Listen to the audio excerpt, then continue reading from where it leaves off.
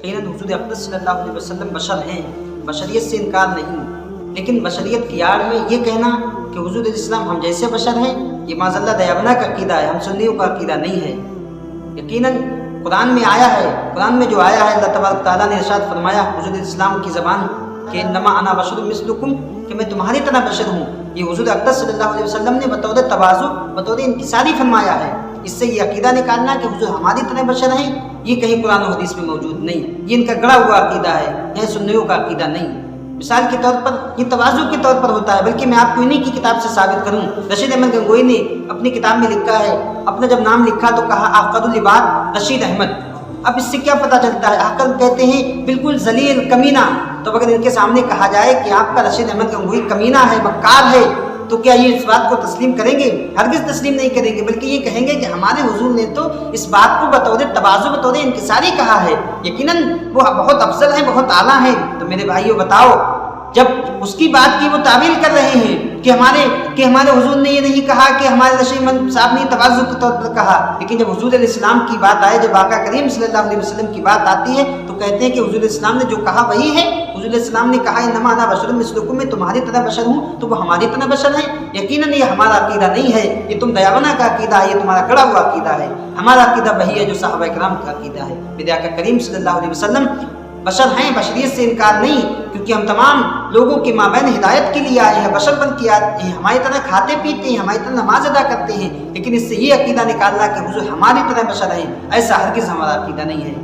ایک شاعر نے بڑی اچھی بات کہی ہے، نبی البشر لا کل بشر بل هو یاقوت بین الحجر، کہ آقا کریم صلی اللہ علیہ وسلم بشر ہیں لیکن ہماری طرح بشر نہیں ہیں، بلکہ حضور اسلام ایسے ہیں یا بل هو یاقوت بین الحجر، جیسے پتھروں کے مابین یاقوت پتھر چمکتا ہے، اسی طرح ہم بشروں کے مابین، ہم تمام بشر کے مابین میرے آقا کریم صلی اللہ علیہ وسلم چمکتے ہیں۔ سبحان اللہ، یہ ہے میرے آقا کریم، ہماری تمہاری طرح بشر نہیں۔ ہم تمہاری طرح عقیدہ نہیں رکھتے کہ حضور ہماری طرح بشر ہیں، یا حضور کو پیٹھ پیچھے کا علم ہے، یا حضور کو یہ نہیں معلوم، یا حضور کو وہ نہیں معلوم۔ میرے آقا کریم کی شان تو یہ ہے، آقا کریم علیہ الصلوۃ والسلام کی شان کو دیکھنا چاہتے ہو تو قرآن کو پڑھو، قرآن کو پڑھو، الحمد سے ناس تک پڑھتے چلے جاؤ، ہر آیت میں، ہر رات میں تمہیں میرے آقا کریم صلی اللہ علیہ وسلم کی نعت، ان کی توصیف، ان کی تکریم تمہیں ملے گی۔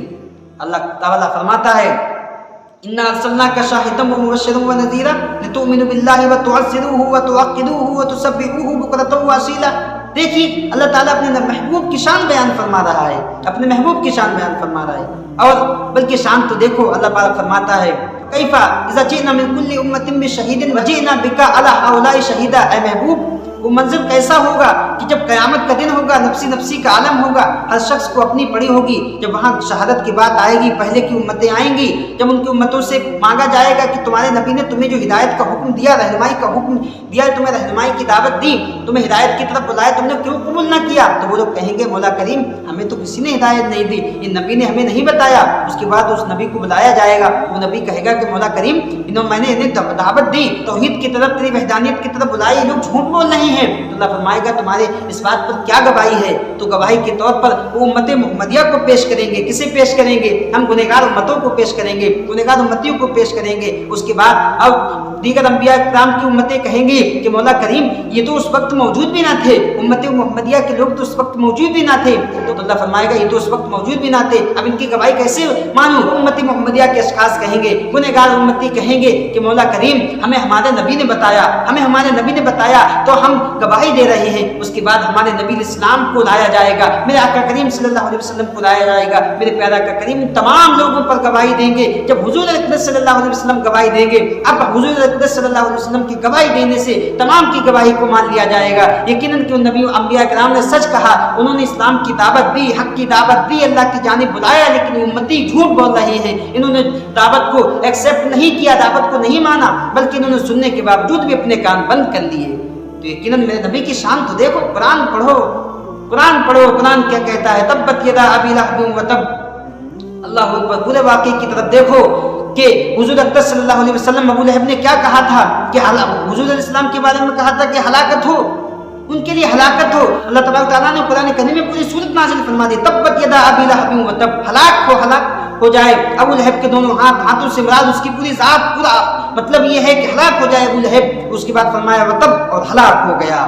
मेरे नबी से दुश्मनी रखोगे तो तुम भी हलाक हो जाओगे, अपनी तरह बशर कहोगे तो तुम भी मारे जाओगे, यहाँ भी तुम्हारे लिए सुकून ना मिल पाएगा, मरने के बाद कब्र में भी सुकून ना पाओगे। तुम यहाँ कहते हो कि नबी मर गए, फिर जब कब्र में जाओगे हुजूर इस्लाम की ज़ियारत होगी तो वहाँ क्या मुँह दिखाओगे, क्या मुँह दिखाओगे? फरिश्ते पूछेंगे इनके बारे में क्या कहते हो, तो क्या कहोगे? यही कहते हुए तुम यही कहोगे कि हम तो यही कहते थे ये तो मर के मिट्टी में मिल गए। अल्लाह अकबर, माज़अल्लाह तुम तो यही कहते हो दुनिया में कि हुजूर इस्लाम मर के मिट्टी में मिल गए, तो मरने के बाद कब्र में भी यही कहोगे ये तो मर के मिट्टी में मिल गए, यहाँ कैसे खड़े हैं?